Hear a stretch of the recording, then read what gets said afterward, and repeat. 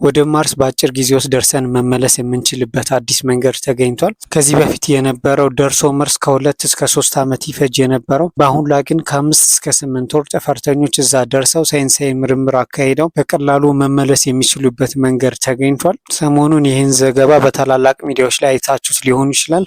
ስለዚህ ሳይንሳዊ ማብራሪያውን እኔ ልስጣችሁ። ፕሮፌሰር ማርሲዮ ዲዮ ሪቬራ የተባለ ፕሮፌሰር ነው ይህንን ዲስከቨር ያደረገው።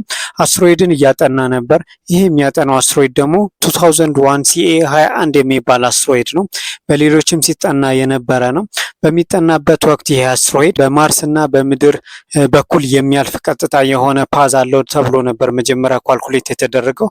ነገር ግን በኋላ ላይ ይሄ ነገር ስህተት እንደሆነና በኋላ የታረመ ነው። ስለዚህ በዛ ፓዝ አላለፈም ይህ አስትሮይድ።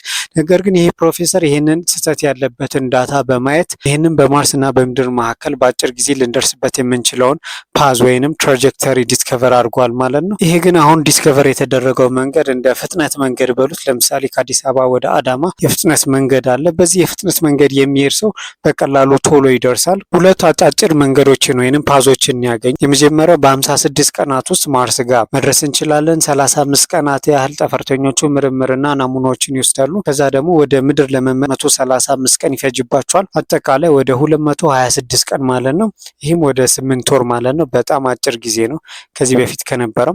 ሁለተኛው ደግሞ በጣም አጭሩ መንገድ በ33 ቀን ውስጥ ወደ ማርስ መድረስ እንችላለን። 30 ቀን ያህል ደግሞ እዛ ምርምር አካሄደን ወደ ምድር ለመመለስ 90 ቀን ይፈጅብናል። ማለትም ወደ 5 ወር አጠቃላይ ማለት ነው። ስለዚህ በዚህ በሁለተኛው መንገድ በጣም አጭር ነው። ነገር ግን አሁን ላይ ያሉ የሮኬት ቴክኖሎጂዎች በከፍተኛ ሁኔታ መሻሻል አለባቸው። የመጀመሪያው ግን አሁን ባለን የሮኬትና የመንኮራኩር ቴክኖሎጂ መሳካት ይችላል። በ2031 ምድርና ማርስ በከፍተኛ ሁኔታ ይቀራረባሉ። ማለትም ያላቸው ምህዋር ያቀራርባቸዋል ማለት ነው።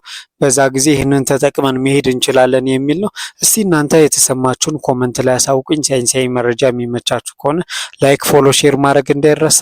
አመሰግናለሁ።